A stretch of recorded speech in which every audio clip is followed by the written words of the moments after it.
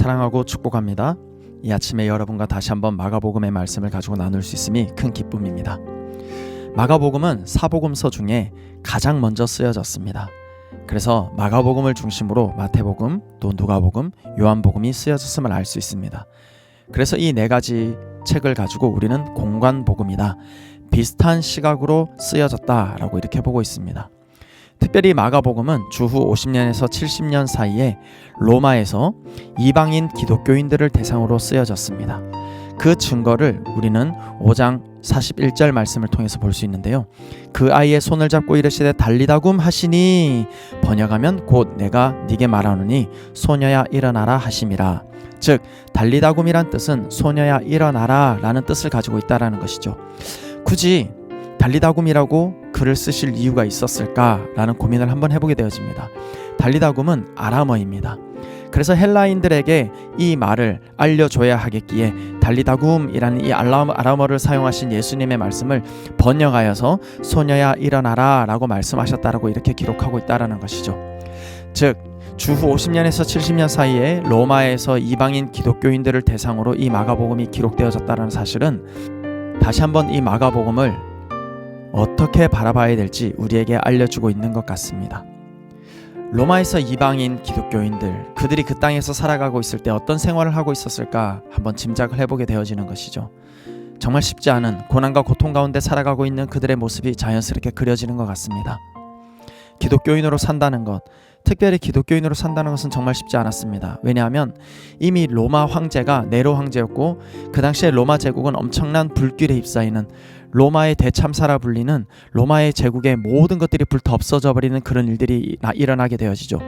역사적으로는 네로 황제가 불을 질렀다라고 이야기하고 있지만, 그 당시 네로 황제는 이 불은 그리스도인들이, 이 땅에 살아가고 있는 그리스도인들이 불을 질렀다라고 그렇게 덮어씌움으로 말미암아 로마에 살아가고 있는 모든 사람들로 하여금 기독교인들을 핍박하게 만들어가던 그런 역사적인 내용들을 우리는 알 수 있습니다. 그러면 그 땅에 살아가고 있는 기독교인들은 얼마나 많은 박해와 심한 고난과 고통을 당하고 있었을까 고민하게 되어지는 것이죠. 그래서 이 본문을 통해서 우리가 볼 수 있는 것은 예수님께서는 마가복음을 종의 복음, 즉 종으로 오셔서 모든 믿는 자들을 죄에서 구원하시는, 그래서 그 구원하시기 위해서 십자가에 친히 달려 죽으시는 그 고난의 모습을 그들에게 보여주고 계셨다라는 것입니다. 예수님을 믿는 사람들에게, 특별히 고난당하고 박해를 당하고 있는 많은 사람들에게 얼마나 예수님께서 많은 위로가 되고 계신가라는 것을 한번 생각해 보게 되어지는 것 같습니다. 특별히 조금 더 설명드리자면, 마태복음은 왕이신 예수 그리스도를 이야기하고 있습니다. 또한 누가복음은 사람이신 예수 그리스도를 이야기하고 있습니다. 그래서 인자가라는 단어가 굉장히 많이 등장하고 있습니다. 그리고 요한복음은 하나님의 아들 예수 그리스도를 이야기하고 있습니다. 그러나 마가복음은 종이신 예수 그리스도를 이야기하고 있다라는 것이죠.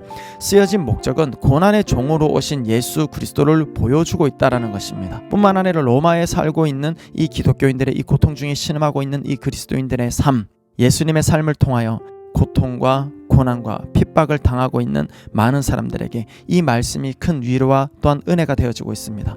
무엇보다 예수님은 하나님의 아들이심을 정확하게 말씀해 줌으로 말미암아 우리가 정말 예수 그리스도를 믿고 살아가는 것이 얼마나 행복하고 큰 기쁜 일인가라는 것을 다시 한번 살펴보게 되어집니다. 왜냐하면 5장 말씀에 보면 귀신도 이렇게 이야기하고 있습니다. 7절 말씀에 보면 큰 소리로 부르짖어 이르되 지극히 높으신 하나님의 아들 예수여 라고 이야기하고 있다라는 것이죠. 귀신도 알고 있는 이 예수 그리스도, 그 예수 그리스도를 우리가 알고 있다는 것만으로도 얼마나 큰 힘인가 라는 것을 생각해 보게 되어집니다. 뿐만 아니라 예수 그리스도께서는 곳곳에 가셔서 많은 사람들을, 많은 병자들을 고치셨습니다. 그 지역에 살아가는 많은 사람들을 고치셨다라는 것이죠. 이를 통하여 많은 사람들이 예수님을 따라오게 되어집니다. 예수님을 따라오게 되어지고 본받게 되어지고 그들의 병을 낫기를 원하십니다.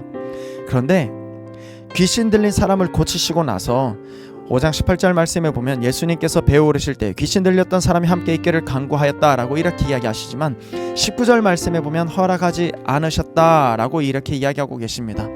이 본문을 살펴볼 때도 우리가 왜 이렇게 예수님께서는 이 사람들로 하여금 나를 따라오지 못하게 만드셨는가 라는 것을 살펴보면, 이 사람들이 생각하고 있었던 메시아는 그들의 왕으로 오셔서 그들을 통치해 주시는, 로마의 압제로부터 벗어나서 그들을 통치해 주시는 메시아, 그 예수님을 기다리고 있었다라는 것을 보게 되어지는 것이죠.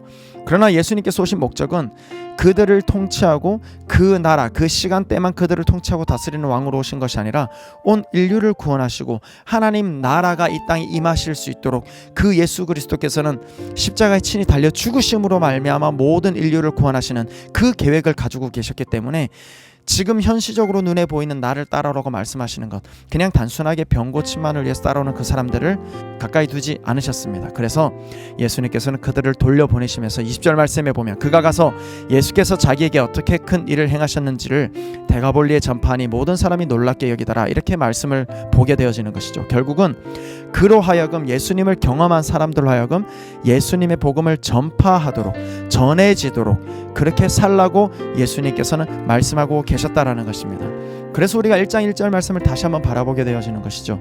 하나님의 아들 예수 그리스도의 복음의 시작이라. 복음의 시작은 예수님을 경험한 사람들이 예수님을 따라 살아가는 것뿐만 아니라 예수님을 통해서 무언가를 경험하고 그 사랑을 받았다면 그 사랑을 나누는 삶을 살아가는 것, 그것이 바로 복음의 시작이 되어진다는 사실을 오늘 본문을 통해서도 우리는 발견하게 되어집니다. 바라기는 이 하루를 살아가는 오늘 저와 여러분의 삶 가운데 이 복음이 다시 한번 새롭게 시작되어질 수 있기를 축복합니다. 이미 예수 그리스도를 주로 시인한 저와 여러분의 삶은 복음의 시작이 되어야 될 줄 믿습니다. 그리스도의 편지가 되어지고 향기가 되어져야 할 것입니다. 그런 삶을 살아갈 때에 예수 그리스도의 제자로서 하나님께서 보시기에 심히 기뻤다라고 고백되어질 만한 믿음의 삶이 우리 가운데 있게 되어질 것입니다. 오늘 하루의 삶을 축복합니다.